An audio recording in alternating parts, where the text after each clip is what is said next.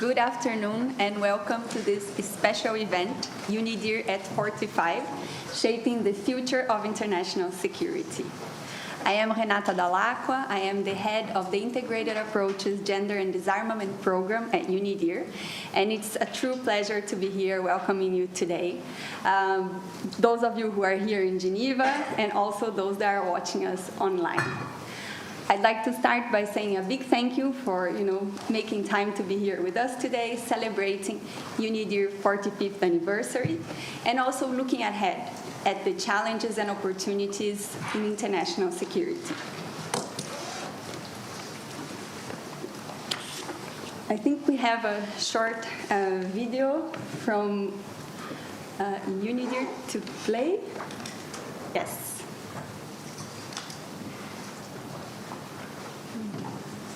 A place where nations come together to face shared challenges and find common ground.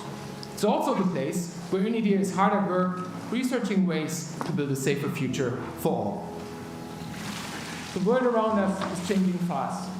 New technologies, tectonic shifts in geopolitics, and crises everywhere we turn.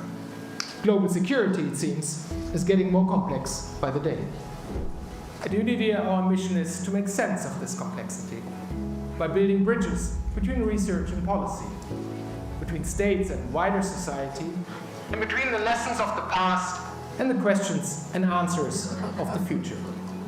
For over 4 decades, UNIDIR has been a trusted hub for expertise on international security, arms control and disarmament. And today, we're still building on the solid foundations put in place by previous generations, honoring that history, but also pushing ahead with renewed energy and fresh perspectives. Because today's challenges demand bold thinking. Our strategy embraces creativity and innovation, exploring new ideas and new ways of working, so that the insights we generate are equal to the scale of the challenges we face. Our work is always grounded in evidence. The right data, analyzed in the right ways, helps us understand the forces shaping the world. From nuclear dangers to emerging technologies, from existential threats on a global scale to micro-level decisions that put guns into people's hands. Rigorous, data-driven research is at the heart of everything we do. At UNIDIR, we realize that no single voice can or should define the future of global security. And we know that we find the best answers when we bring people together across cultures, regions, and perspectives. To make our vision a reality, we focus on 3 key priorities: protecting people from conflict, strengthening arms control and disarmament, and advancing responsible governance of emerging technologies. And all of these areas of work come with clear commitments. Commitments to dialogue, to research, to global capacity building, and to a future where cooperation triumphs over conflict. This is the way forward for UNIDIR, a strategy for today's challenges, but also tomorrow's possibilities.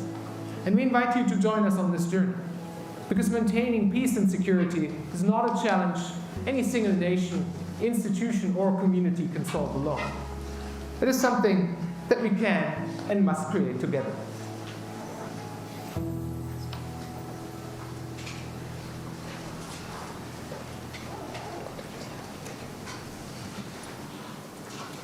Over the next 2 hours, we will engage with leading officials and international experts in a bold discussion that will look at the challenges and opportunities we face in all areas of global security.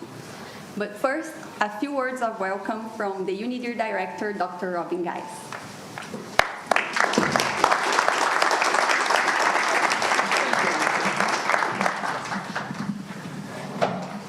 Excellencies, ladies and gentlemen, dear friends of UNIDIR, a very warm welcome to our birthday party, the 45th anniversary of the Institute. I have to admit, I didn't realize I'm wearing the same suit as I did in the video. I didn't mean to blend in so much. And I should, just in terms of anecdotes, maybe also say we did get in trouble with UN security for walking on the roof. Sometimes you have to take risks to move things forward. So, to more serious matters, 2025, of course, is a year of profound transformation, and not only profound, also accelerated transformation. And the old order is unraveling. The new order has not yet emerged. And I think we should all be mindful that it may take quite long, actually, for a new order to really find its shape. This interregnum might last for quite a while, as contradicting forces currently coexist and are shaping our global affairs. As a result, the world in 2025 is in a state of anxiety, great anxiety. A pervasive sense of insecurity appears to be taking hold. And sadly, but perhaps unsurprisingly, global military spending is reaching new record highs year on year. Of course, 2025 is also a year where we commemorate several era-defining moments of the past: the nuclear bombings of Hiroshima and Nagasaki, the founding of the United Nations in 1945. And all of these events really stand as stark reminders that, first of all, peace must never be taken for granted, but also as stark reminders of the significant efforts and commitments it took to keep things in check over the past 8 decades.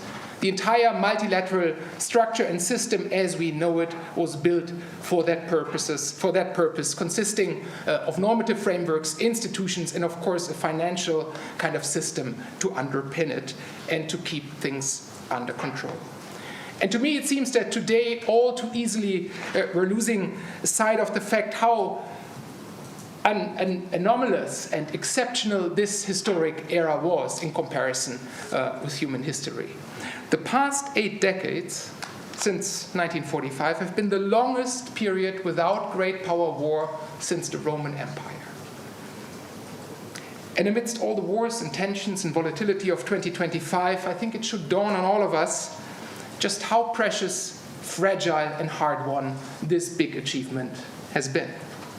And we should be very clear-eyed about the challenges that we're facing now and how challenging it will be to continue on this path in a multipolar, new tech world in flux. At UNIDIR, we realize, of course, we're just a tiny vessel in the ocean. But we do take pride in the fact that in 1980, when we were founded, we were established as part of this international community's collective effort to keep things under control and to avert existential risks for humanity and the planet. And at 45, the Institute's mission has not lost any of its urgency or its relevance.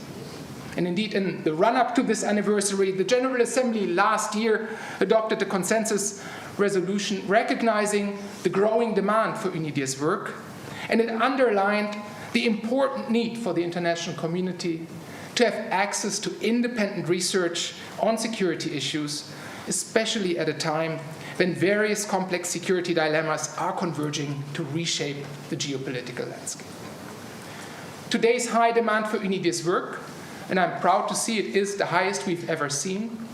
The high demand for UNIDIR's work, we feel, is owed, of course, to an ever-evolving global security environment, but also to the foresightedness of our founders. Back in 1980, they saw arms control and disarmament not as antagonists to hard security agendas, but as an integral component to any sustainable long-term security strategy. And from the start, they anchored some important values and features in our statute that carry the Institute up until today.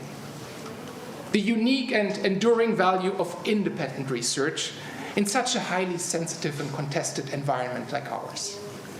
The crucial need to promote the participation of all states with their vastly different security priorities and perspectives.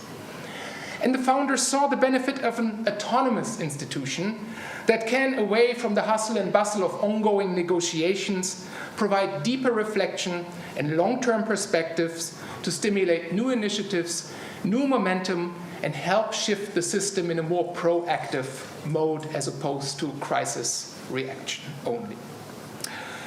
And so while we've just released a new strategy, as you saw in the video, with that, of course, we're trying to anticipate the future, set priorities for the next 5 years, but the values, the working methods, the mission of the Institute, of course, remain grounded in the statute and align with what the founders had in mind. Now, as many of you will be aware, UNIDIR over the past couple of years must have organized hundreds of events. So we thought for our birthday party, we can sit back a little and draw inspiration from others. So we've convened a high-level panel with renowned experts from around the world. We're very honored that they're joining us tonight. They're all long-standing friends and supporters of UNIDIR. And since we are among friends, we felt we can take the liberty to task them with the impossible, to look ahead to the next 45 years and consider how we can shape international security going forward.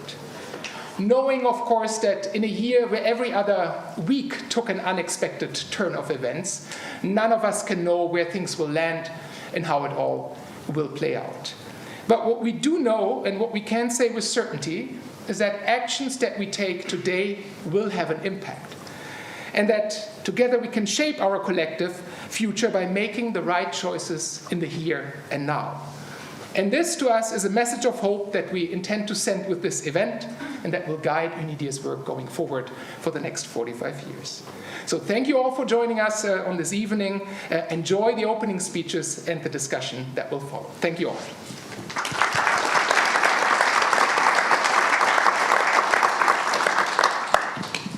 Thank you, Robin.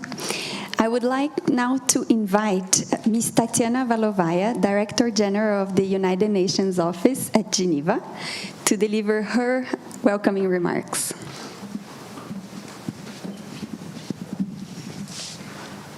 Excellencies, ladies and gentlemen, dear colleagues and dear friends, I am very happy to join this birthday party and happy 45 years. You are really very, very young, practically twice as young as we in the United Nations General System.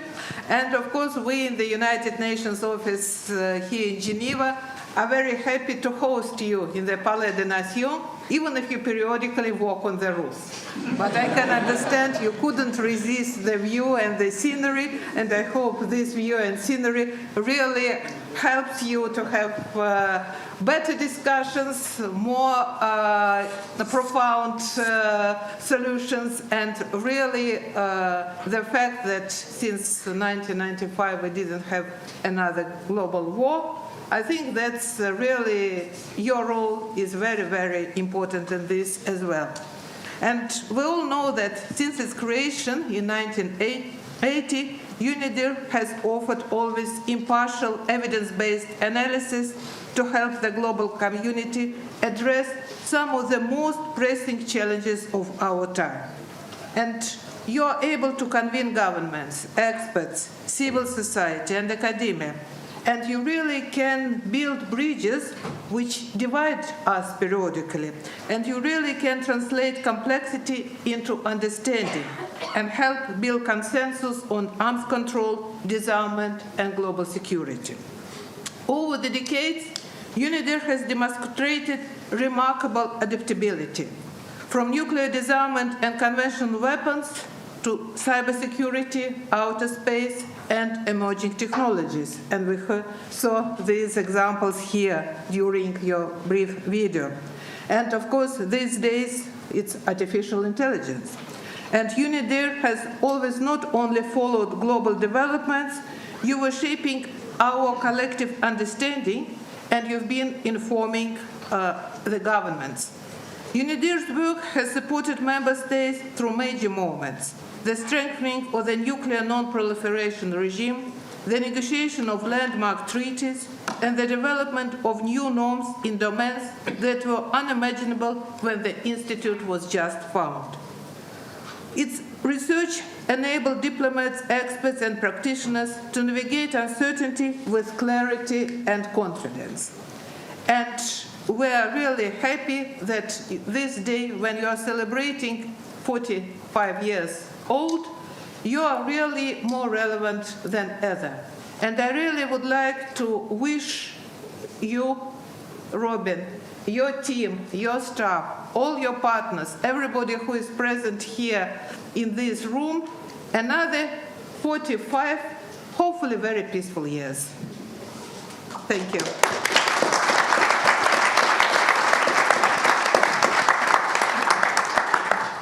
Thank you very much, DJ Valovaya. I would now like to welcome Ambassador Deike Potzel, head of the European Union delegation to the United Nations in Geneva, and invite her to share her opening reflections with us.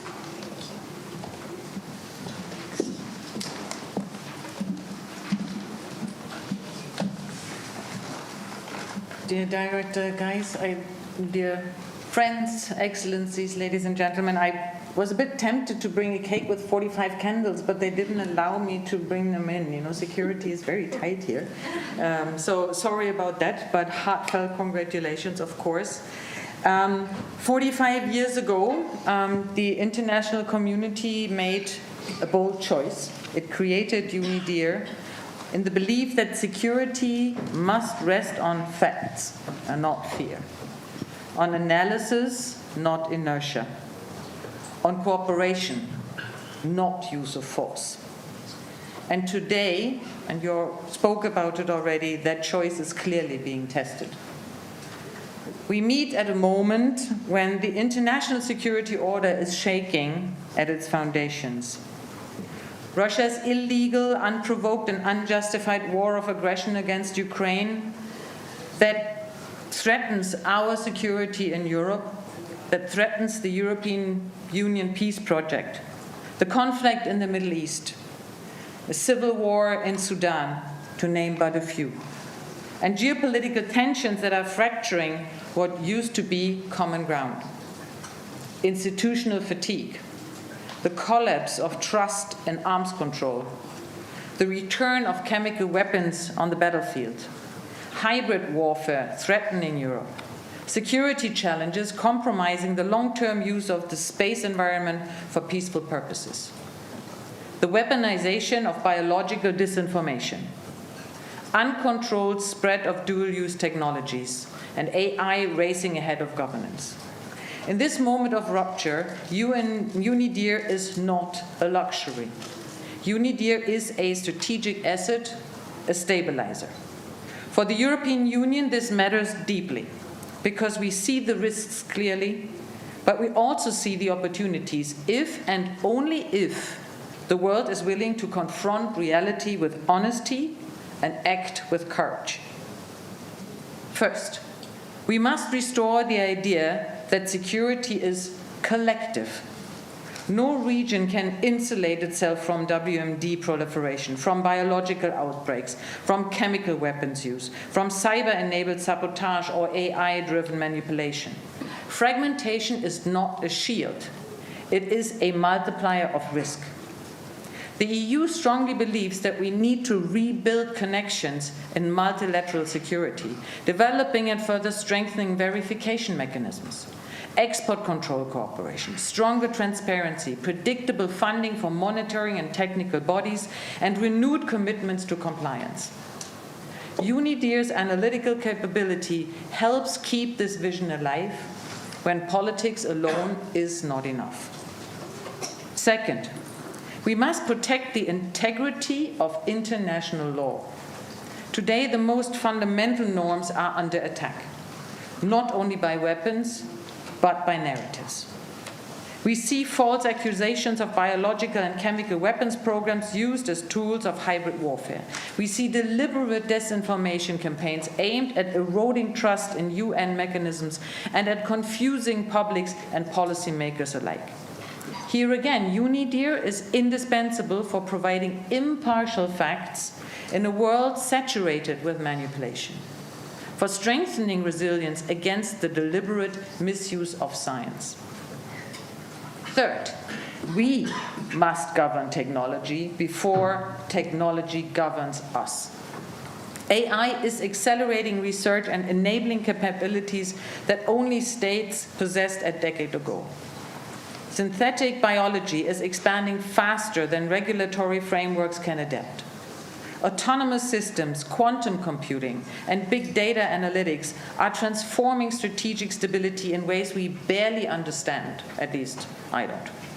The EU is funding UNIDIR's science and technology project because we need structured, science-driven foresight, not after disasters, but before they happen. We need responsible innovation. And we need mechanisms that ensure technology strengthens human security, not undermines it. If we fail, the risk is simple: a world where weapons are faster than diplomacy and where governance is permanently in arrears. Fourth, we must reinvent the pathways to arms control. Let's be honest, many of today's disarmament forums are paralyzed. Consensus is exploited, mandates are blocked, victims of aggression are told to be silent. Decades-old treaties are eroded or ignored. But paralysis in one forum must not mean paralysis everywhere. And this is where UNIDIR offers a different kind of power. The power to generate ideas when negotiations stall. The power to prepare the ground for the moment when conditions change. The EU wants UNIDIR to remain the engine of innovation in disarmament, testing new concepts, mapping new risks, exploring new verification models, and opening space for countries of all regions to shape tomorrow's architecture. Fifth and last, we must bring the next generation into this fight much more. UNIDIR's work with young professionals shows what is possible. The next generation is more technologically literate and more globally connected. If we want disarmament to survive, we need this energy. The European Union stands ready to deepen cooperation with UNIDIR on education, outreach, and training for young diplomats, scientists, and civil society.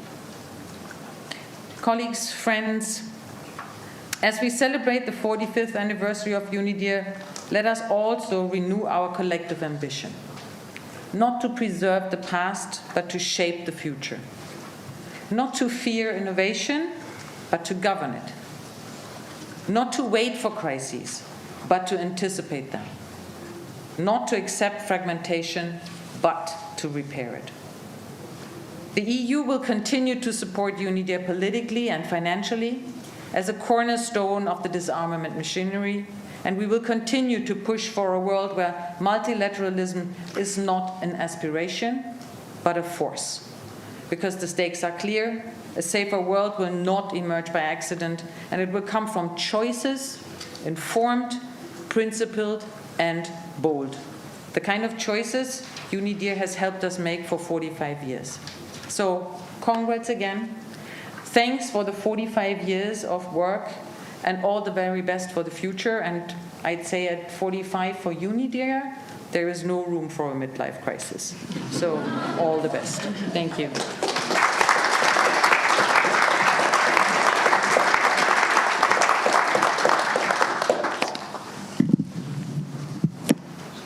Thank you very much, Dr. Geis, DG Valovaya, and Ambassador Potts for your remarks. I would like now to invite the distinguished panelists to come to the stage and take their seats. Could you all join me here? And while we wait for them to sit, I would like to let you know that there will be a short Q&A session after the panel. And we have microphones so people here in the room can ask questions. But if you prefer to ask a question in writing, or if you're watching us online, you can do so using Slido. So there's a QR code here. You can scan the QR code and then submit your question. And if you're online, there's also this explanation in the YouTube description. That's all for me for now. Without further ado, I would like to give the floor to our moderator, Ambassador Thomas Gruber, Deputy State Secretary and Head of the UN Division at the Swiss Federal Department of Foreign Affairs. Ambassador, the floor is yours. Thank you very much, Renata. Excellencies, ladies and gentlemen, dear colleagues, happy anniversary, first of all, of course, to Dr. Robin Geis, to the entire Institute on their 45th anniversary. I am particularly delighted to be able to participate in this birthday party as a representative of the Swiss Federal Department of Foreign Affairs, because we have really developed an extremely deep and gratifying partnership with the Institute over the years or the decades, and we see it as one of the particularly innovative elements within the Geneva ecosystem, based on its approach of empirically based approach to research and the interdisciplinary approach it has taken, thereby contributing to many different discussions in the security space. So hopefully we will have an opportunity, all of us, to deepen the partnership with the Institute in the next decades. I'm also delighted to be able to moderate this panel tonight, which is dedicated to the topic of how to address security challenges over the next 45 years. It's an impressive lineup you can see on stage. Let me briefly introduce the panelists. To my far right, Mrs. Izumi Nakamitsu, who is, of course, the Undersecretary General and High Representative for Disarmament Affairs. To her left, we have Mr. Jacek Bilica, who is the Chef de Cabinet, Chief of Cabinet at the International Atomic Energy Agency in Vienna.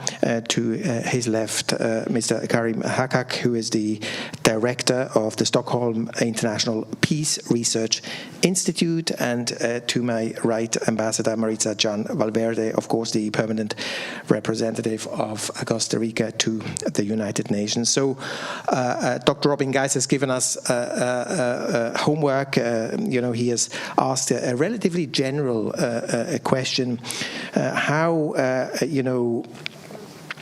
given the profound changes we have all seen in the last years, or maybe in the last decades, the formidable challenges we have witnessed, but also the remarkable achievements which have been possible in certain areas in the realm of international security. What steps can the international community take to strengthen international security in light of all these challenges we see? How can it advance arms control and promote disarmament and non-proliferation? And I would first like to turn to Mrs. Izumi Nakamitsu and obviously ask her, in this transformative era in which we live, given its geopolitical tensions and the competition which we can witness every day, the long-standing global arms control and disarmament architecture has really been, as Robin has indicated, has been dismantled to a large extent, while at the same time we've seen steep increases in global military spending across the world. So how can we bring arms control and disarmament back onto the international agenda, and how can we strengthen the machinery we've built over the decades to manage this agenda in this period of uncertainty and unpredictability? Well, thank you very much. Is it on? Yes. Thank you. Robin, first of all, happy birthday, 45 years. It's a very good, remarkable achievements that UNIDIR has made. I have been having, of course, the privilege of past several years working very closely with UNIDIR, and I think you have proven that it is an absolutely important, fundamentally important institution of the United Nations. Now, let's start with the big picture in order to try and reflect on the question that you posed. I mean, as you said, we are in a transformative area. Robin also clarified that at the beginning of it. Geopolitics, the military expenditure surging, and light-speed technological advancement, all of these are really fundamentally going to change every aspect of our life, our society, including the security, and including that will be the way in which the wars are fought. So the question that we need to ask is whether we have a courage and the understanding, the bringing back to international agenda disarmament, arms control issues, it will require, in the current climate, it requires a lot of courage and a vision. So are we up to that? I think the first thing that we need to make sure we understand is that arms control and disarmament is not some sort of a outdated concept or dreamland concept or idealistic thinking, but no, we need to really absolutely understand that it is an important part of a security toolbox. So it will help us by bringing those discussions into the international agenda. But that requires courage, because at the moment we are all, or many people are now driven by fear, sentiment of fear. So we must reject the forced choice, if you will, between security on the one hand and restrained diplomacy, cooperation on the other. These are actually together. Put differently, security is a much more of a multidimensional concept, and then we have to really accept that. And I would like to actually propose 5 key challenges, or 5 pivots, if you will. The first one is, I've said this many times, reframe security to really understand and bring arms control issues at the forefront. Recenter, and then there are several key components in this. Recenter, of course, diplomacy, dialogue, and included in there is, of course, multilateralism. Shift from the concept of dominance and deterrence only that will help our security, to dialogue, mutual restraint, peaceful coexistence. I remember the Cold War era where we always talked about peaceful coexistence, and then eventually returned to more cooperative security. And confidence building and transparency measures will help achieve that. The second, perhaps, is invest in norms, normative discussions, development in security issues. I mean, norms are everywhere, right? I mean, human rights, all these things are very important, but also in the security field, what we are doing is normative development.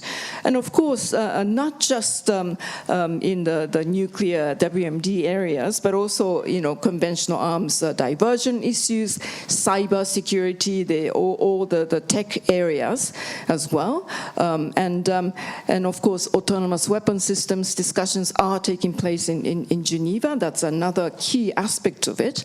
Not just to develop norms, but also protect the existing norms, implement the norms that we have, help build capacity to implement those norms. That's also important. And of course, further develop norms and try to gradually move to governance frameworks of new areas where we need them.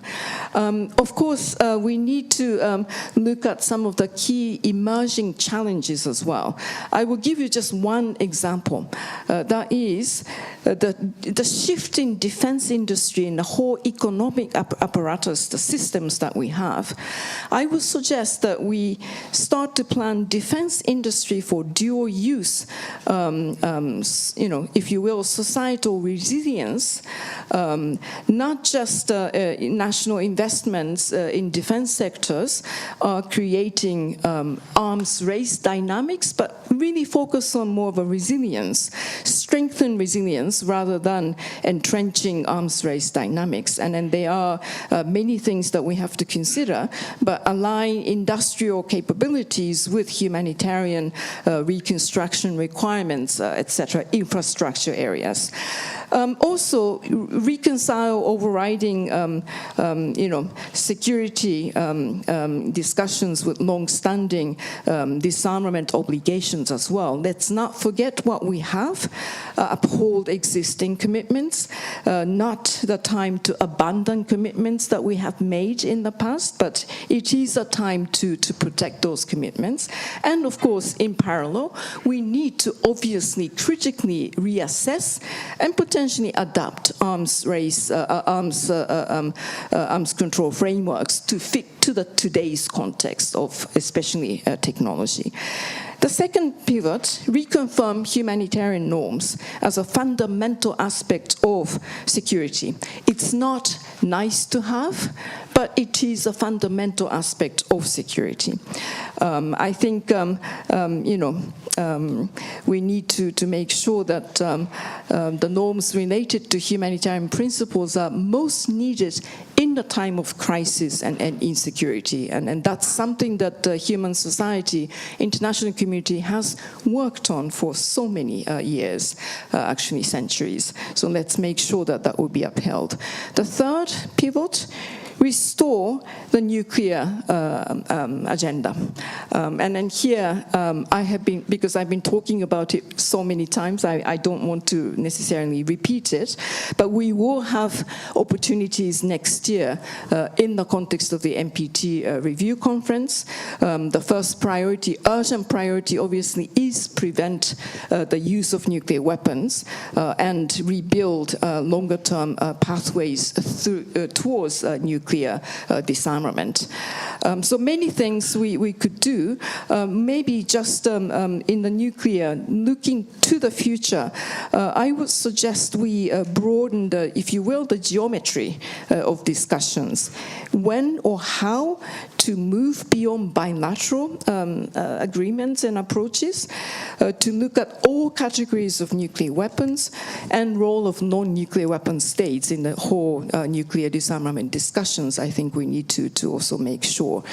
The fourth and the fifth, I will go very, very quickly, just one word. The fourth is the disarmament machinery, institutional aspect of it. Robin and I talk about how the research really is going to be really critical to look at the future of institutional arrangements to discuss disarmament issues. And then finally, technology. From discussion to durable governance, I think discussions have started and then making progress, but we need to make sure that it will actually mature, if you will, so that it will start to shape the future of technology governance. And there are many different individual processes that are taking place, but those individual discussions to really start taking the impact, making the impact on governance framework discussions. So just to conclude, disarmament, arms control issues really has to be back on the international agenda. And it's not an act of nostalgia, but it is a pragmatic and realistic requirement for our future security. So I think we all need to have the courage to make sure that this is understood at the wider policy debate. Well, thank you very much, Izumi, for providing us with such a comprehensive five-point overview, indicating, the most central vectors where, which point in the directions where our attention should go in addressing some of these main challenges. And I'm sure we'll come back to some of the points you've raised in the Q&A in the second part of this exchange. But you also indicated or highlighted the importance of the nuclear dimension, and this obviously leads me to turn to Mr. Jacek Bilica, who is the Chief of Cabinet of the International Atomic Energy Agency, as I initially indicated. So, Jacek, the risk of a nuclear weapon being used today has never been higher at any point since the Second World War, at least. And simultaneously, nuclear proliferation pressures, have been increasing almost by the month. So from your vantage point, from the vantage point of your organization, what are the steps which are most urgently needed now to strengthen nuclear non-proliferation and disarmament going forward? Thank you very much, and thank you for the invitation. I'd like to join all those who are sending their best wishes to Robin and the entire Institute on my own behalf, on behalf of the staff of the International Atomic Energy Agency, the 2,500 of experts headed obviously by Director General Rafael Mariano Grossi, who has spent many years here in Geneva as an Argentinian diplomat and values the work of the Institute very much. I'd like to make three brief points, being more modest than the Undersecretary General. I'll go from 5 to 3. The points would be the following. First of all, the value of expertise and research, even in the most difficult times politically. The second point, talking about the future is going to be more nuclear than the present. Hopefully not with more nuclear weapons, although it's not guaranteed, but certainly with more nuclear material, nuclear facilities, nuclear energy. And thirdly, this more nuclear future needs strong institutions, rules, organizations, standards, and expertise. So let me begin by recalling a bit my personal involvement with UNIDIR more than quarter of a century ago, when I was appointed the head of Arms Control and Disarmament Division in my national foreign ministry. I started eagerly reading these publications of UNIDIR, these small size booklets on different topics. And I always had this image that it's there in Geneva. It must be a 4 or 5 story building with a couple of hundreds of researchers working on this. And a few years later, when I finally managed to visit UNIDIR in a different capacity, I was initially a bit disappointed, I must say. But then this disappointment turned into admiration, because it means that such important work can be done by a handful of people with a modest budget. Obviously now, thanks to Robin, under Robin's leadership, UNIDIR has actually grown and is coming closer to this image. If one looks at H building here and, from the outside, this is a solid research institution. But regardless of the size and the budget, the value of research on those most sensitive issues, and as Izumi said, disarmament is part of security policy. Disarmament is part of this broad spectrum which includes also arms control, non-proliferation, confidence and security building measures, and disarmament itself. It is all security policy. It all deals with international peace and security, and new ideas, fresh ideas, proposals, creative proposals, but even the retention of expertise.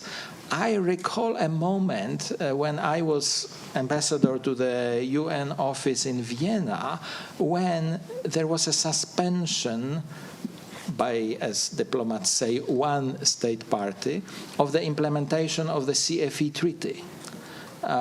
Treaty on conventional forces in Europe.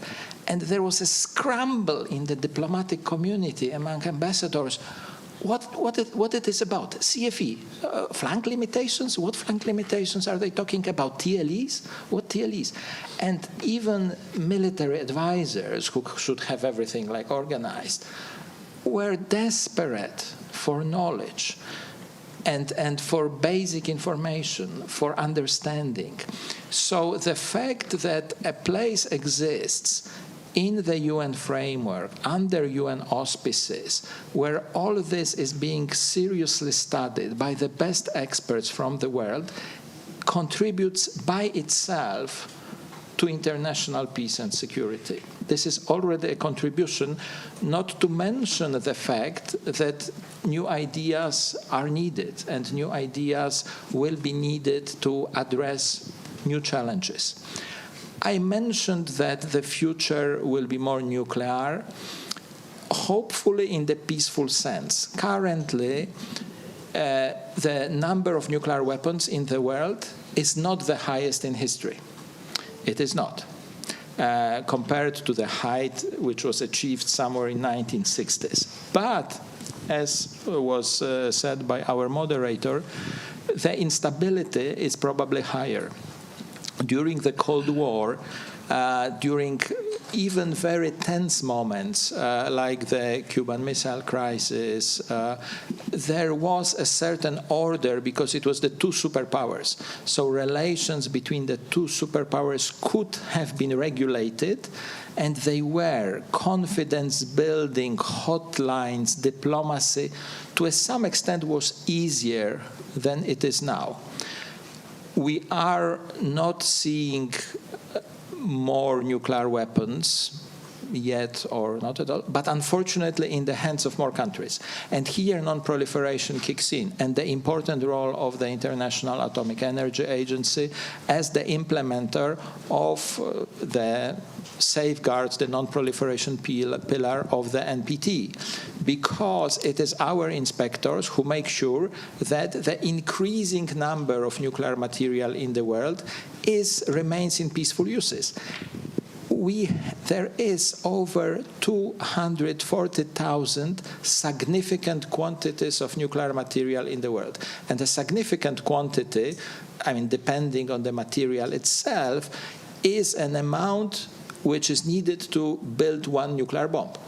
So in theory, there is material in the world for 240,000 nuclear weapons. And yet, no, there are less than this. And the number will increase because there is a turn back to nuclear power.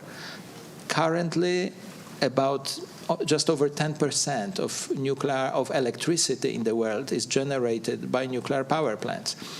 This percentage is higher in Russia and US, around 20.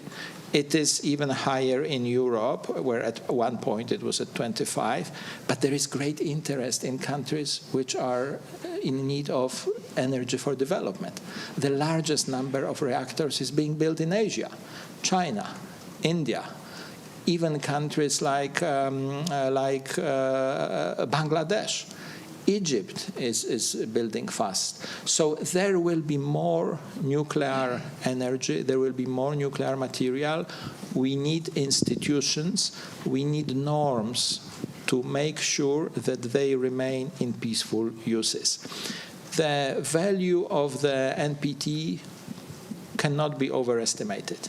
It has kept the number of states possessing nuclear weapons to single digits. It should remain so. The cases of actual nuclear disarmament are few and far between, and each of them is very historically specific. Maybe we will have more, but at least let's not increase. That's why non-proliferation is as important as disarmament. Before we come to disarmament, we need to make sure there is no increase. And then, obviously, the peaceful uses are also being made possible because there is a legal framework. There are norms, standards for engaging in peaceful uses, applications, under the best safety, security, and non-proliferation conditions. Again, IAEA, a small advertisement here. Thank you. Well, thank you very much, Jacek, for reminding us that the future will be more nuclear, and also that the need for stronger institutions to manage this new risk landscape the need for such institutions and also increase also in this space. Thank you also for your anecdote relating to UNIDIR, which clearly illustrates that the output of this institute, given its resources, both in qualitative and quantitative terms, is really quite impressive. So you did mention the need to strengthen disarmament machinery. That is a point also Izumi made, the institutional arrangements which we have or which we need to strengthen.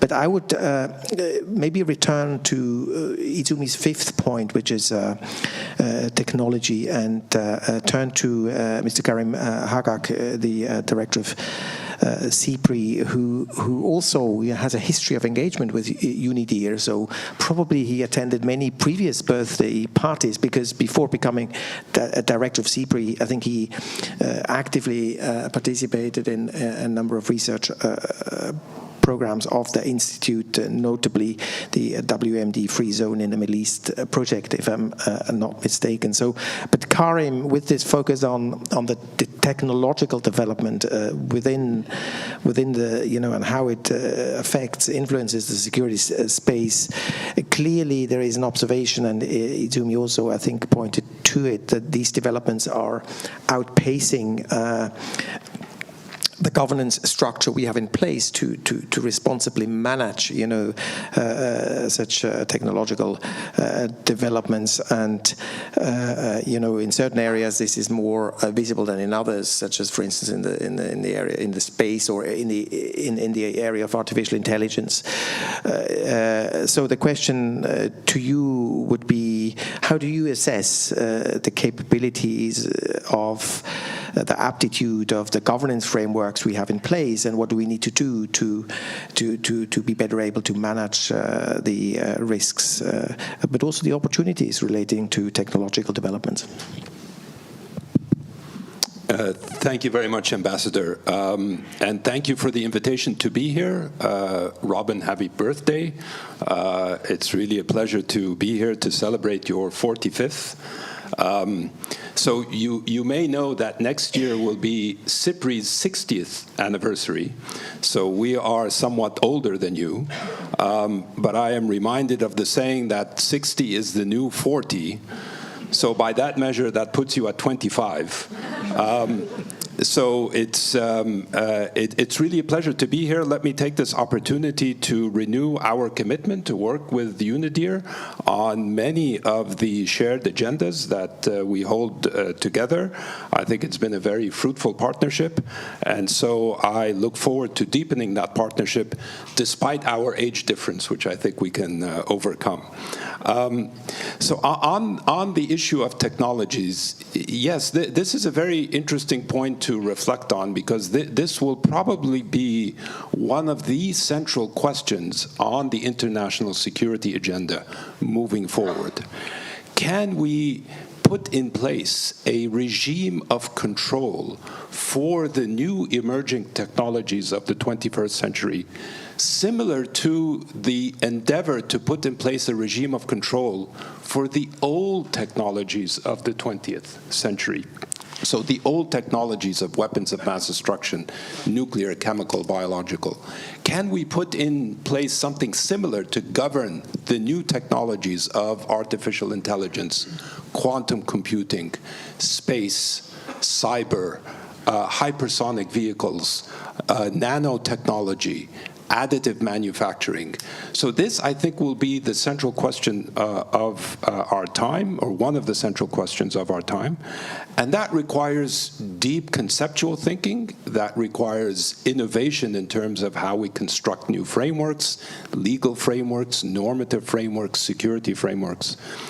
But this will be a very challenging endeavor. And maybe it's important to pause and reflect on the challenges. So clearly, one of the key challenges is the pace of technological development. Yes, technologies are being developed faster than the ability to put in place frameworks of regulation, not just at the level of international security, but also at the national level, at the societal level. The diffusion of technologies is also outpacing our ability to put in these frameworks. Very much related to that is the dual-use nature of these technologies is qualitatively different. So yes, these technologies are inherently dual-use, but maybe unlike the old technologies of the 20th century, the line separating what constitutes civilian use from military applications, that line is very, very blurred. We don't know where the distinction lies between peaceful uses and military uses, between malicious applications and constructive uses of these technologies. Very much related to that, we have a vast area of conceptual ambiguity regarding these technologies. So what exactly constitutes weaponization of cyberspace? What constitutes militarization of artificial intelligence? What is a cyber weapon exactly? The whole question of the applications or implications of these technologies on international peace and security has been very intensely debated in the United Nations Security Council and other fora, and there is no consensus about the implications of these technologies for international security. Another challenge, when we look at these technologies, we need to go beyond a look at individual technologies in and of themselves, and we need to look at combinations of technologies. So the nexus between artificial intelligence and space technologies, for example, the nexus between quantum computing and conventional military capabilities, the nexus between artificial intelligence and nuclear weapons, which is a highly destabilizing nexus when we look at the dynamics that are involved. This is a very complex issue, and it is proving to be a very pressing one, because when we look at the nexus between these technologies, what we see is the emergence of new domains that require regulation and that require governance. And these new domains give us different pathways for escalation. So now we need to think of multi-domain escalation. Pathways of escalation from the use of outer space that could actually lead to instability in the nuclear realm. Pathways of instability between artificial intelligence and nuclear technologies, and so on. So this opens up what will be an increasing gap when we look at governance frameworks and regimes of control. So when we look at all of these things, it is hard. And therefore, we may be at a similar moment where we were 50 years ago when we started thinking of regulatory frameworks and arms control frameworks, disarmament frameworks for the old technologies of weapons of mass destruction. It will probably take a long time. So what do we do in the interim, or in the interregnum, as Robin framed it in his remarks? First, I think there needs to be a focus, an immediate focus, much more on behavioral constraints rather than limitations on capabilities. We are not yet at a point where we can institute verifiable limitations on issues of technology development. So we have to look at normative constraints and behavioral constraints, such as the current focus on the responsible development of artificial intelligence, both in the civilian realm, but also in the military domain. We need to start much earlier in the technology development cycle, so before the full-fledged implementation or application of these technologies in the military realm, but also in the civilian realm. And that requires a focus on the upstream when we look at the technology development cycle. So focusing on academia, focusing on industry, focusing on research and development, way before these technologies find their way to the full-fledged military application development that would lead to weapons capabilities. We need to focus on unilateral restraints rather than prohibitions.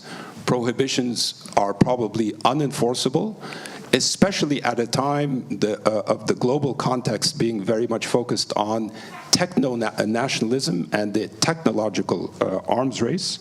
So unilateral constraints that may be difficult to verify and that are not legally binding, but nonetheless rest on this foundation of normative constraints.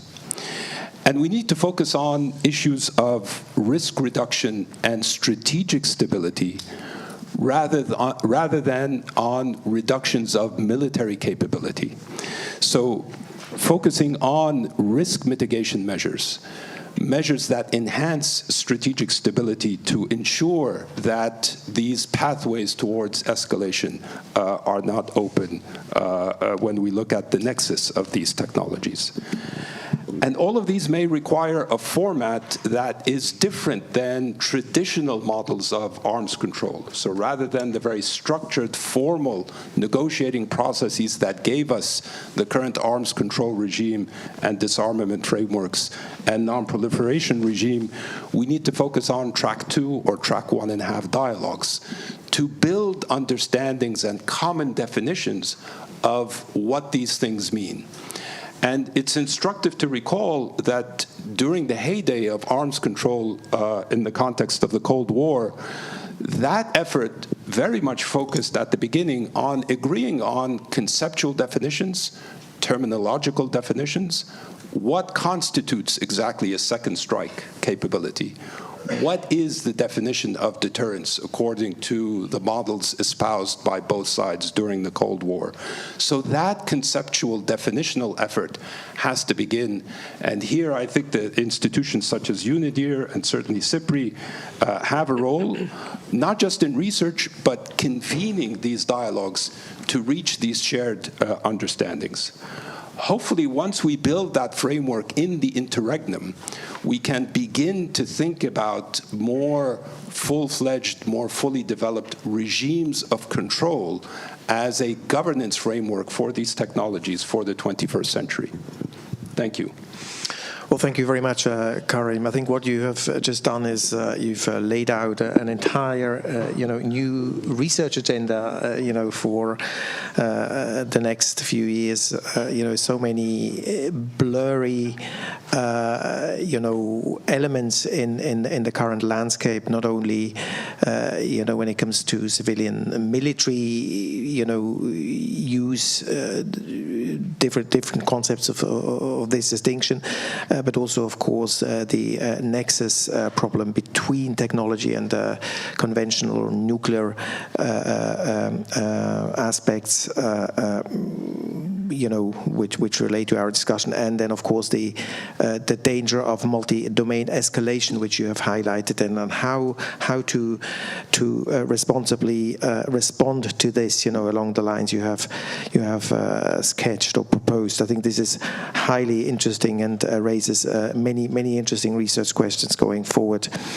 But let's leave it there, and maybe the audience will come back on some of the points you have raised. But let's now turn to Ambassador Maritza Jan, the permanent representative for Costa Rica to the United Nations. She has assumed many important roles within the security space, diplomatically, internationally. Many of us know her as a chair of the First Committee, president of the Fourth Review Conference of the United Nations Programme of Action on Small Arms and Light Weapons. And, maybe this brings me to the question I'd like to put to you. Of course, we've now heard many highly interesting analyses on how to handle new technologies, what the danger is, in the nuclear space. But when we look at today's conflict realities, small arms and light weapons remain one of the main drivers of violence in so many different theaters around the world. So based on your rich experience, what steps do you think should the international community take to strengthen arms control measures in the field of conventional weapons, particularly also, of course, in the domain of arms and small arms and light weapons?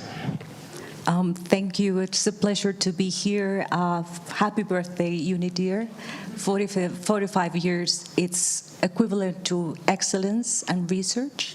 Every single member of your team, Robin, it's incredible. And the research that you provide grants every single member state a seat at the table when there are very specific or technical discussions that enrich the power of configuring norms, new norms that are crucial for the maintenance of international peace and security.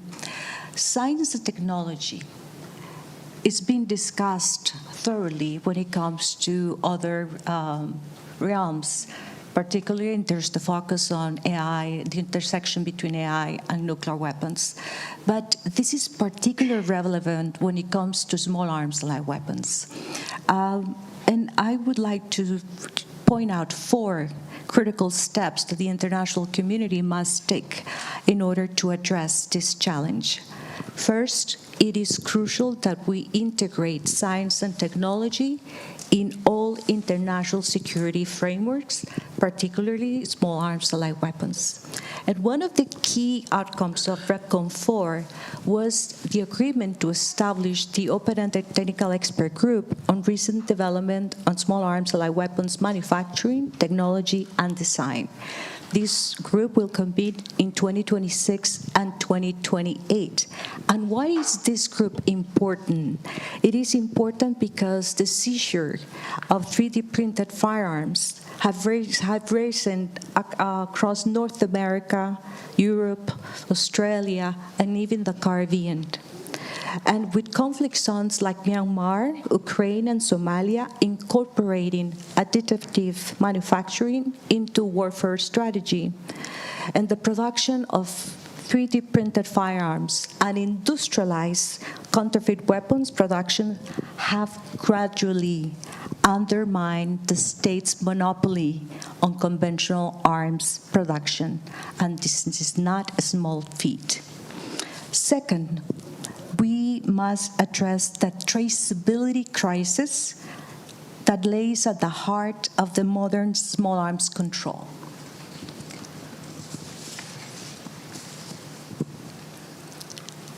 In fact, we have not addressed this crisis that have existed for decades, and with new technologies is increasing rapidly, exponentially. REPCON 4 also emphasized the importance of enhancing tracing and reporting mechanism and encourage member states to share more information in order to track weapons more efficiently. So why is this important? We know from iTrace that there are 130,000 illicit weapons in 15 countries. And there is no universal applications of advanced marking technologies, real-time data exchanges, protocols, and the field forensic capabilities that match the sophistication of modern manufacturing. We really need to pay attention to the technology advances and making sure that tracing is relevant and doable. The third step that I would like to encourage is that we must shift our approach from merely regulating technological threats to actively harnessing technology for arms control. And this is crucial not only because we have a tendency of looking at the bad when we must reap the benefits of AI and emerging technologies, particularly for arms control. And we must do this because the future of arms control requires driven, intelligent technologists working in partnership with arms control experts and policymakers. Because enhanced weapons scanning and explosive detection employing computer vision and machine learning. Because it also improves the identification of counterfeit components.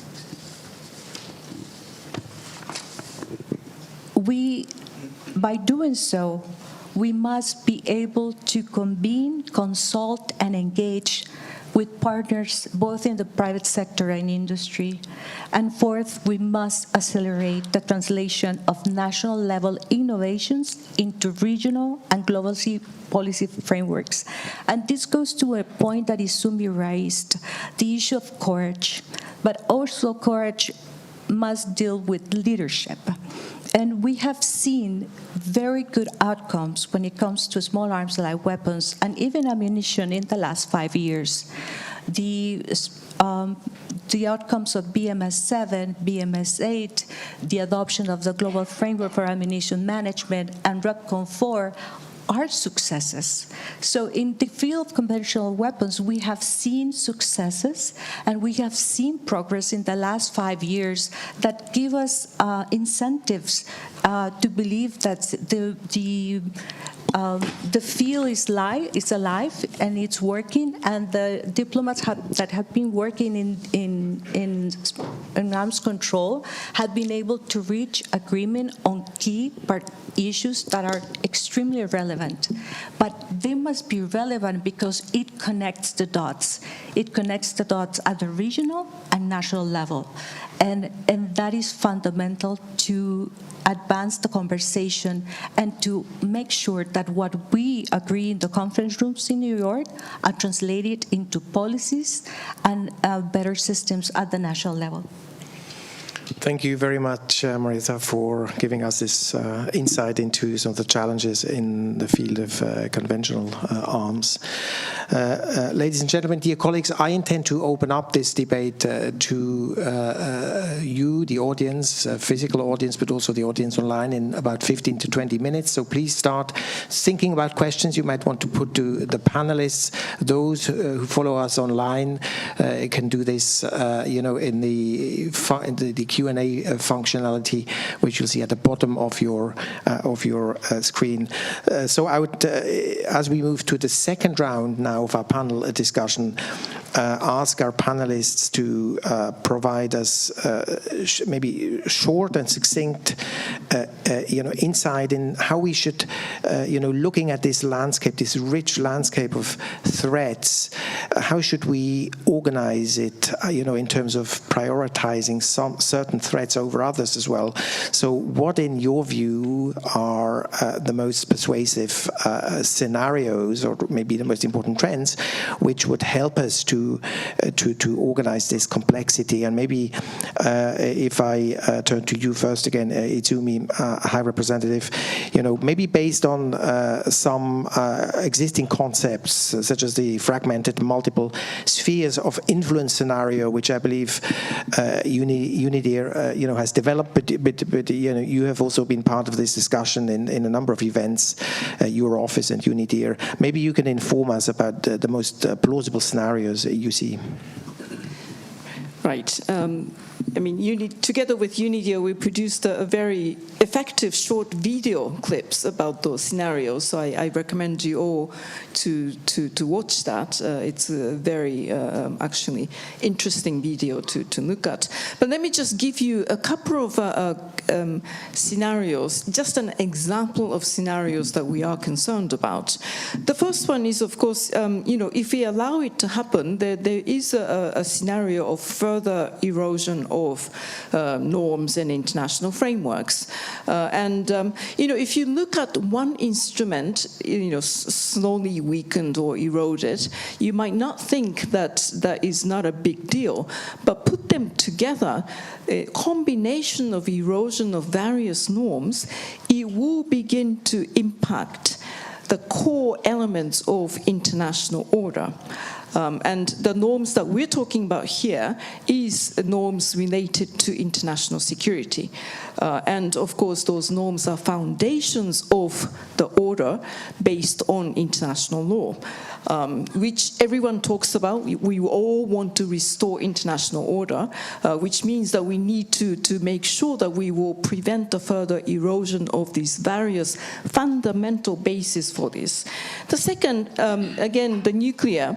Some scenarios, Jacek already talked about the proliferation risks that is really increasing.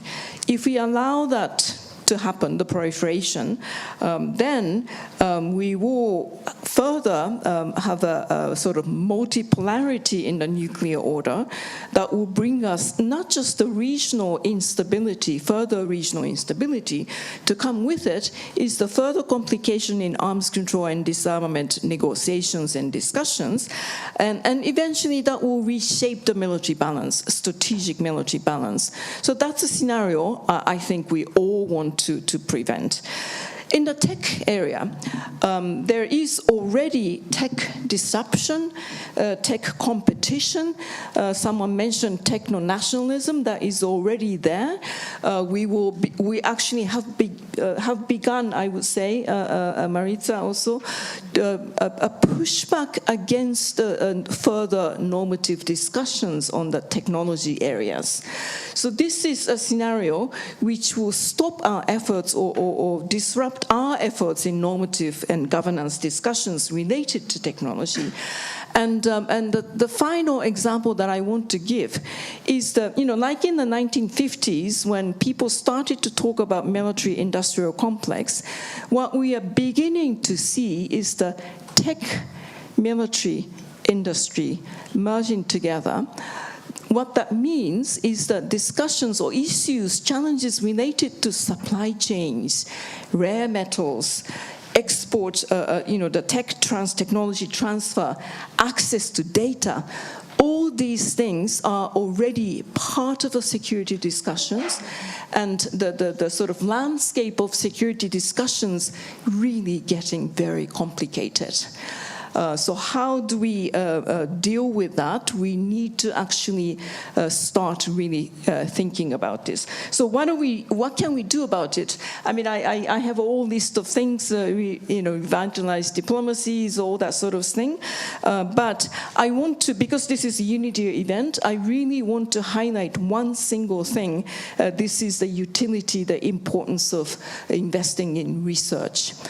Finding some new innovative, creative thinkings and give those new thinkings to feed into our policy making. Of course, our policy making has to be not fear-driven, but it has to be evidence, data-driven. And I think in that sphere, the role that independent research institution like UNIDIR can and should play is really enormous.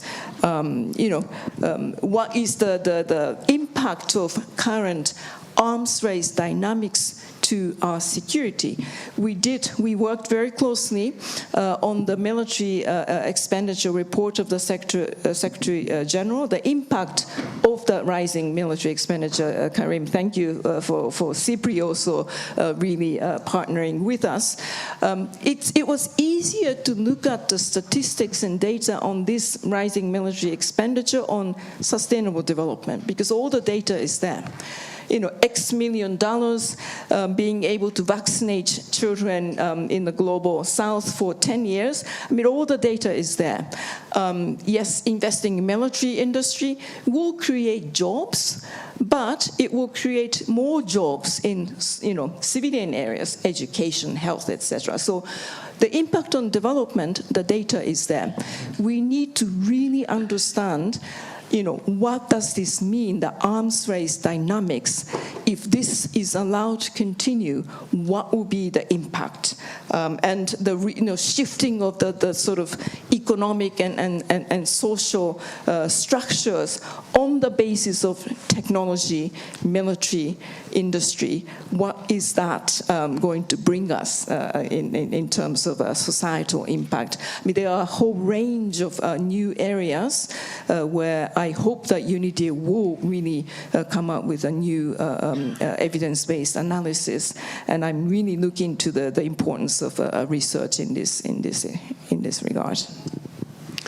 Thank you very much, Itumi, for these fascinating insights, and thank you for emphasizing the notions of international law, of course, and the importance of research, on so many points. Jacek, if you hear from your vantage point these notions of key trends or plausible scenarios, what are the first things which come to your mind? Well, I mean, we cooperate very closely, obviously, with UNODA on a number of nuclear-related issues, like, for example, support for the NPT and its review process. What I would like to highlight is the importance of looking at our actions, also prevention and so on, as a part of a broad spectrum of activities. I mean, I'm coming back to this idea which I mentioned, that disarmament is really part of security policy, and it fits into a broader spectrum. I'm coming back to UNIDIR's name, which should not be viewed narrowly. I think it is important to reflect, what are we really trying to achieve here? So the first thing is prevention of war, prevention of new conflicts. And for this, we do have tools. The tools are, for example, security and confidence building measures, transparency. There are tested tools, but they need also to apply to new domains, as was mentioned here. I heard a phrase which was that weapons or conventional weapons are the drivers of conflict. I mean, I beg to differ. I think it is not the weapons themselves that are drivers of conflict. There are other drivers of conflict, feelings of insecurity, and so on. So we need to address those, and here in this range of tools, we need first of all to work on prevention proactively. But this is to avoid a conflict. But what if we fail, as we unfortunately so often do? Then our task is to limit the number of victims in this conflict. And this is why we have the whole framework, for example, of prohibition of weapons of mass destruction, Chemical Weapons Convention. This is to limit the number of victims in a war. And what if we fail? Well, at least let us limit their suffering. And here again, Geneva and the protocols to CCW, prohibition on lasers, on the usage of lasers as blinding weapons, or again, the prohibition of chemical weapons. We want to limit the suffering. And so across the entire spectrum of these activities, I would suggest simply to look how we can implement these to new domains. And there is a tendency, I would say a natural tendency, to think about everything as a risk or a danger. Even in your short video, nuclear was, obviously the word nuclear was with nuclear dangers, yes? AI, I participated already in half a dozen, I think, conferences about AI and nuclear weapons and how an automatic nuclear war will start AI. But at the same time, we have these technologies which can be employed for the good and in arms control, in non-proliferation. At the IAEA, we are actually using artificial intelligence for safeguards. Not to replace humans, but to assist humans. AI can be more effective in spotting changes in imagery, for example, of nuclear sites. AI can be helpful in seeing some trends in trade, in suspicious items based on open sources. So I think we should look for ways to use these new technologies also for the good, not just be afraid of them. Thank you so much, Jacek, for breaking this complexity down for us, and trying to identify categories which can maybe managed more pragmatically or more easily. Thank you very much. Now I would like again to turn to Karim and ask, from essentially the same question, moving away from the technology angle, which you addressed previously. If you look at the totality of the security threat landscape, what would you see as the most plausible scenarios? I would maybe reframe the question to focus on tipping points, which lead to potential scenarios. And there are many.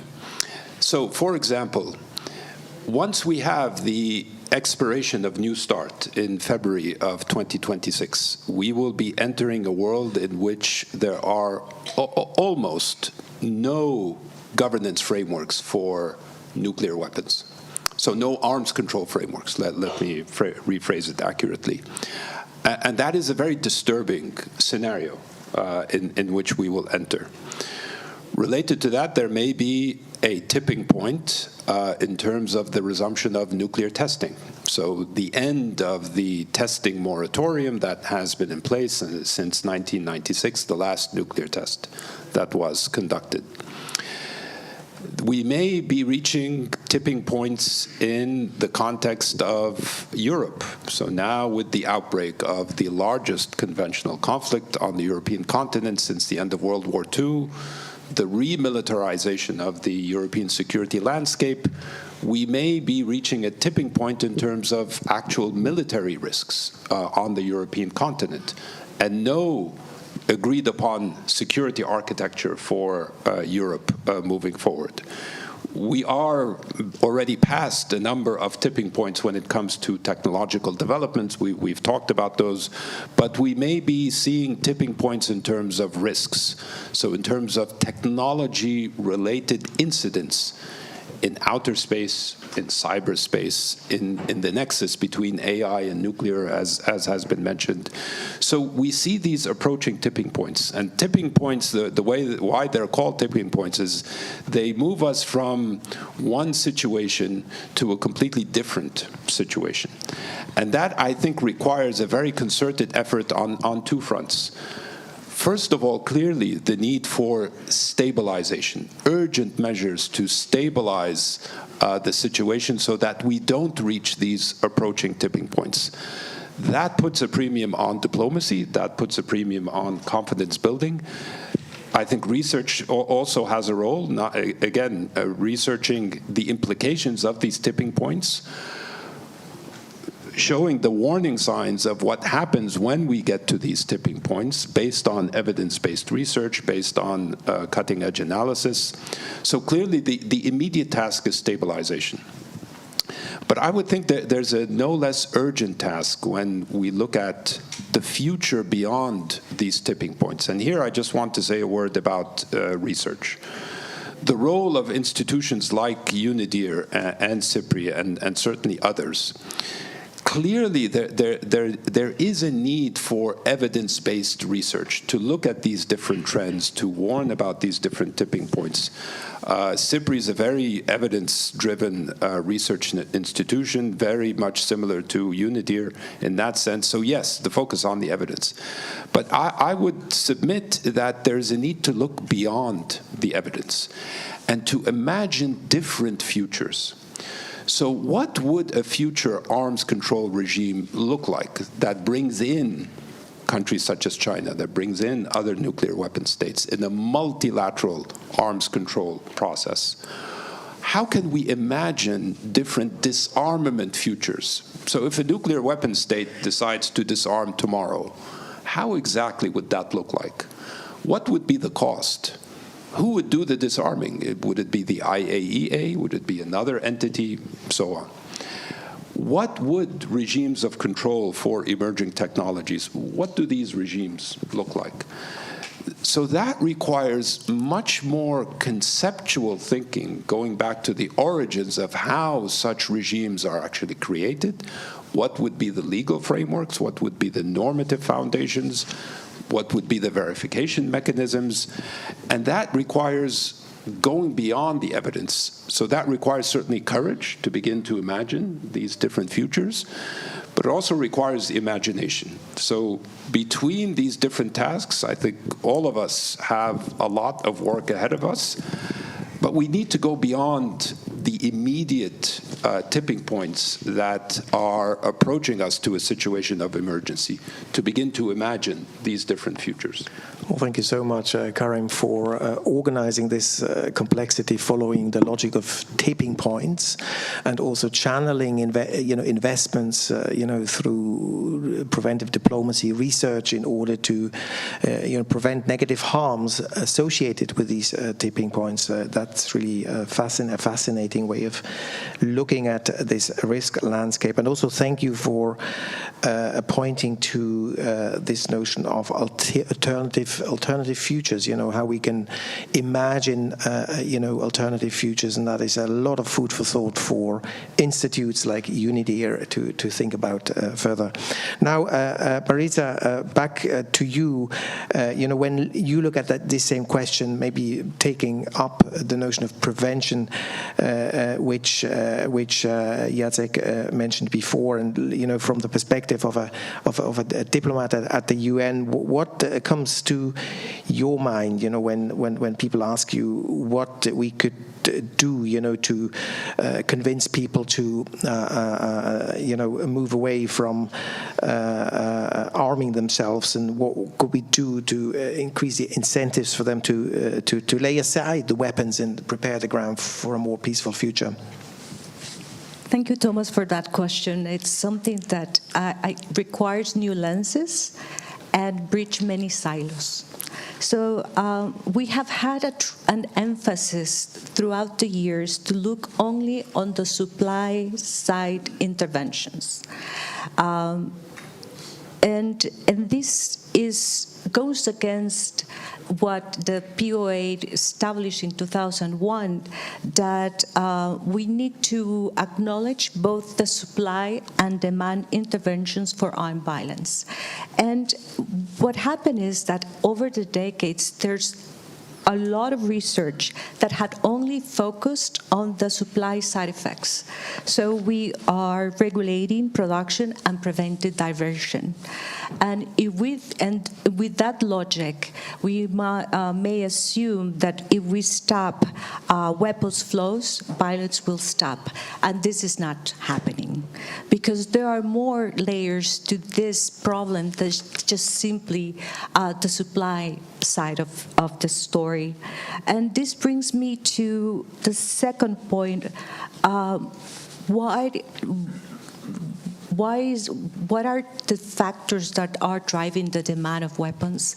And yes, you are sure in pointed out the issue of economic and institutional failure, because when communities feel unsafe, when there's unemployment and inequality, people may feel that weapons will provide them with power, protection, and status, and they are driven by desperation and fear.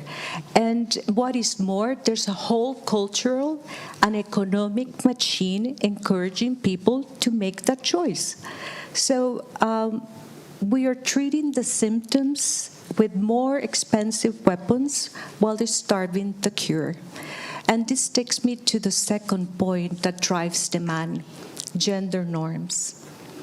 And it has been a very fascinating journey to bring the issue of gender to arms control negotiations, and to ensure that language on gender is here to stay. When we address gender norms, we need to understand that they're fundamental about power relations, where feelings of insecurity, fear, and inequality find their home. So without acknowledging that there are feelings of identity, belonging, and pathways to dignity, we will address just a part of the equation. That's why we need to focus on the demand side of arms control. And we have done a great job doing BMS 7, BMS 8, REPCON 4. For the first time, we have a whole section of gender and the global framework on ammunition management, because there are considerations of gender for ammunition, small arms. What we need to do is make sure that we are able to implement it at the national and regional level. And going back to the issue of prevention, we need to start looking at the Agenda 2030 as an arms control mechanism. It's not just SDG 16, it's the whole Agenda 2030 that will make sure that we have prevention, that we address institutional failures, and that we are able to empower women and girls not to be just victims of our violence, and to ensure also that men are addressed and part of the conversation, because they're fundamental to solve the issue of why people are arming themselves. There goes a shout out to the work that Renata is doing, because it is fundamental that this conversation is brought about in the first committee, and that we stop looking at gender issues at only third committee matters, and that we are having, will have more conversations as part of the UNIDIR between the third committee and the first committee, not only between first and fourth committee as it stands right now. We need to bridge the silos and ensure that there is a gender dimension to weapons, not only conventional weapons, because all weapons, no matter what their size, have profound gender norms. Thank you very much, Marisa. Ladies and gentlemen, dear colleagues, now, after hearing this really quite stimulating overview of some of the most pressing challenges in the security space today and tomorrow, and also having listened to some of the proposals when it comes to reacting to some of these challenges and the scenarios which are most likely, I'm sure this has triggered questions among you here in the room, but also to the audience following this conversation online on Zoom. They can also send through questions. There is a functionality at the bottom of the Zoom screen. So the floor is open. Please, are there any questions or comments on what we have heard so far? I understand that there have been many questions online. Let me pick a couple of them. The first one, how can we raise public attention to and interest in addressing the spectre of nuclear war, which seems to have died down a lot in recent decades? So this is a question which is probably addressed to Jacek. How would you respond? No, thank you. Very important question. I think the issue of disarmament and non-proliferation education is actually a topic in the UN system. I believe there are resolutions to this effect, not least submitted by Japan, if I remember correctly, which is obviously only a formalistic answer, but this is obviously something where I think the world has a problem now, not only in raising awareness of this particular issue, but the fragmentation of the media space and the short attention span incited by the social media is a problem in education in many other domains. But certainly when it comes to issues of risk of war in international security, I mean, this is very pronounced because it can lead to such dire results, lack of education. So I would just do a huge appeal for public education in the broadest sense. I mean, it's not necessarily or not exclusively limited to introducing courses at universities or in schools, classes. But, why not also films? Why not, other formats? We need to reach. We need to reach people, to make them think about it, and from thinking to acting. So I mean, I very much support the sense of the question. Thank you very much. Let me ask another question which has come through Zoom, and I think I should address it to Izumi. One member of the audience has asked, how do we deal with the emergence of private companies as the driver of technological change instead of states? So this is, widening the focusing on different stakeholders. Yes, that's a very critical question that we are really now grappling with. The good news is that there are private sector, the industry people, and engineers and academic civil society people who are acutely aware that they need to be part of the conversations. We also say to policymakers, the diplomats, that your deliberations on those issues really need to be on the basis of the best advice from private sector and scientific field. So it goes together. It has to be both ways, that the international community, the policymakers, diplomats, really understand the importance and usefulness of involving those entities in the conversations, and vice versa. And there are still a lot of private industry people who are very keen to be part of that conversation. Why? Because we actually talk about responsible innovation. Karen mentioned that. Throughout the life cycle of any technological developments, we need to now really integrate the responsibility concept. And making sure that for private sector people, what will produce the profit most are the kinds of products and the technologies that integrates that safety and security concept already from the designing and innovation phase. So we're not, disarmament discussions used to be or still tends to be very much at the end of the spectrum. We are not going to use certain weapon systems. But I think we really need to broaden the spectrum of those conversations to include the sort of entire life cycle of technology, and making sure that what kind of technologies have a risk of being weaponized, and if that happens, the consequence will be X, Y, and Z. So we need to have much more interdisciplinary, if you will.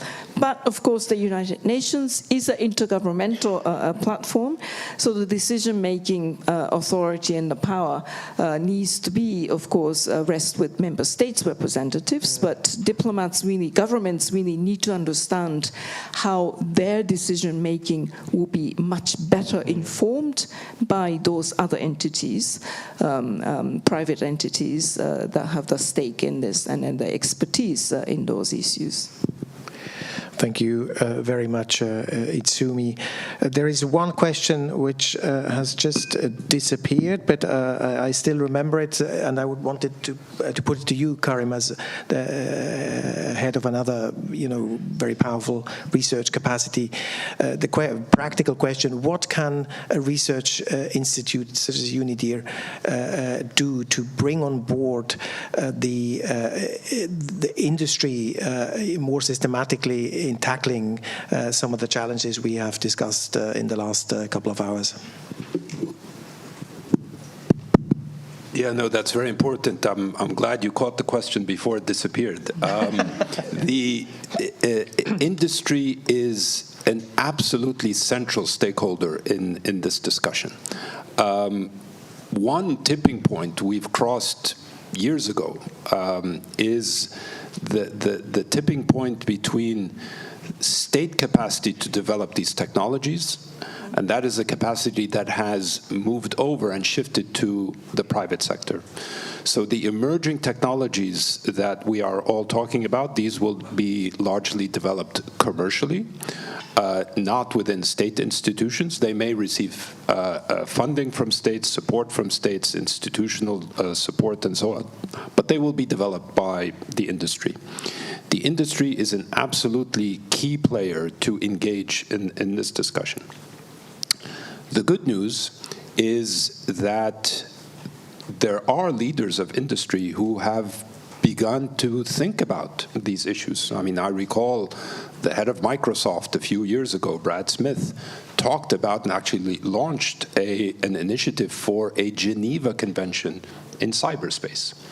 The head of OpenAI talked about an IAEA for artificial intelligence, so an intergovernmental body to actually regulate the development of artificial intelligence and put in place something that is resembling a safeguard system for artificial intelligence. Now, leaving aside that these initiatives have not really gone anywhere, that's not important.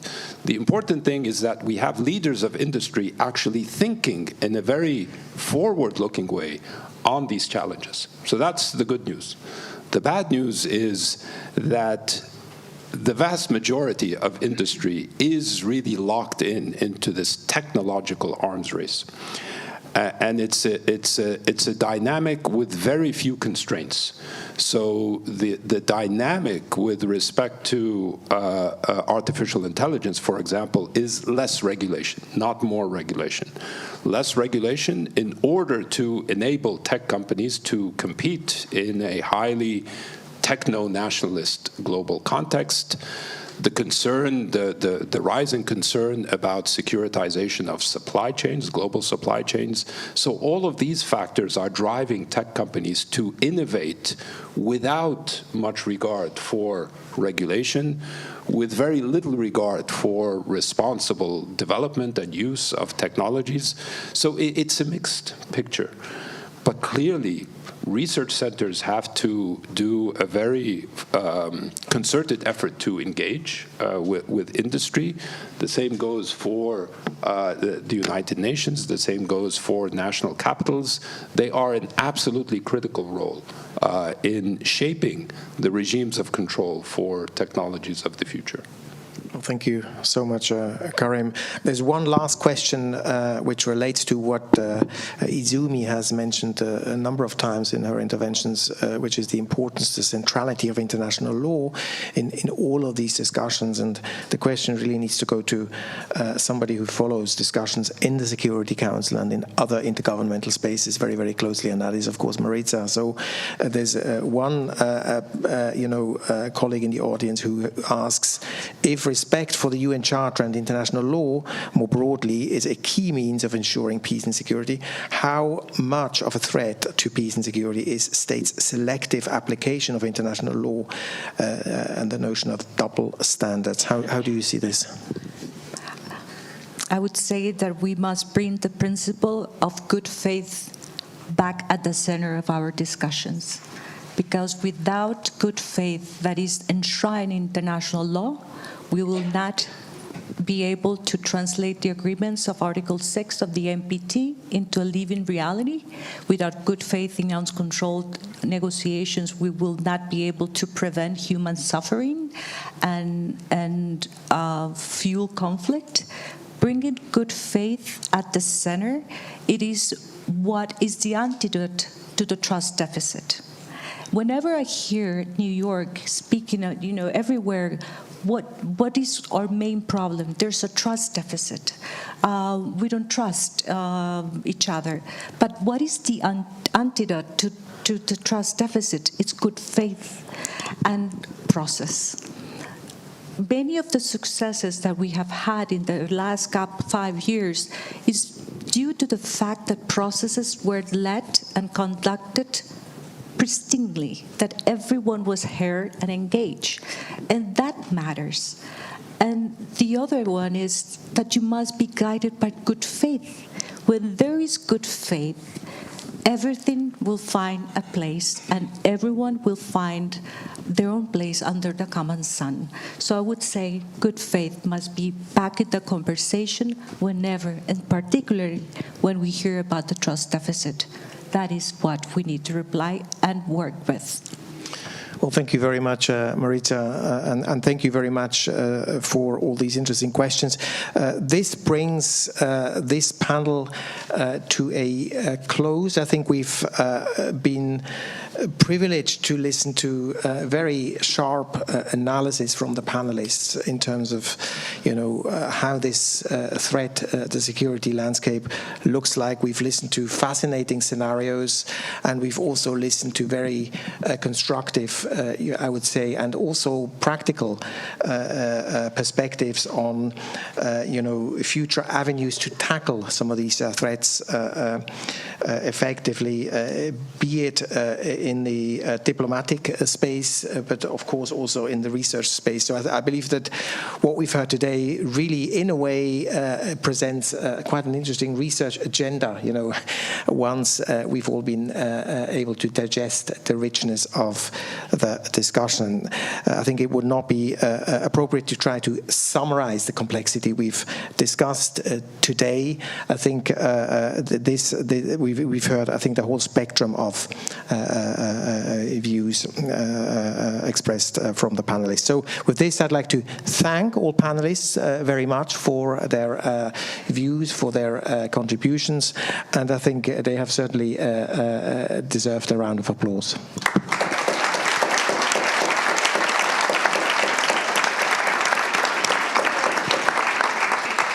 And with this, I would like to hand over the floor to the Director of UNIDIR, Dr. Robin Geis, to provide his closing remarks.